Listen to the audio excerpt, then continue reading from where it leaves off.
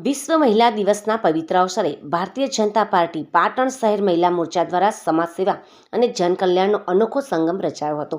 પાટણ જિલ્લાના નવનિયુક્ત પ્રભારી સત્યેનભાઈ કુલાબકરજીના પ્રથમ જિલ્લા પ્રવાસ અંતર્ગત શહેર મહિલા મોરચાના પ્રમુખ માનસીબેન ત્રિવેદીના નિવાસસ્થાને એક વિશેષ સેવા કેમ્પનું આયોજન કરવામાં આવ્યું હતું. સરકારી યોજનાઓ જનજનના દ્વાર સુધી પહોંચાડવાનો સંકલ્પ લેવડાવવામાં આવ્યો છે. આ સેવા કેમ્પમાં ખાસ કરીને વડીલો અને જરૂરિયાતમંદ પરિવારો માટેની આયુષ્યમાન કાર્ડ તેમજ ગંભીર બીમારી સામે મફત સારવાર મળી રહે તે માટે નવા કાર્ડ કાઢી આપવામાં આવ્યા હતા. વયવંદના કાર્ડ વરિષ્ઠ નાગરિકોને મળતી સરકારી સુવિધાઓનો લાભ લેવા માટે જરૂરી કાર્ડનું સ્થળ પર જ રજીસ્ટ્રેશન કરવામાં આવ્યું હતું.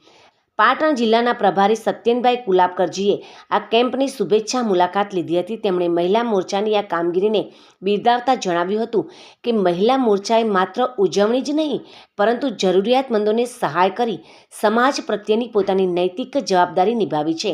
એ ખૂબ જ પ્રશંસનીય છે.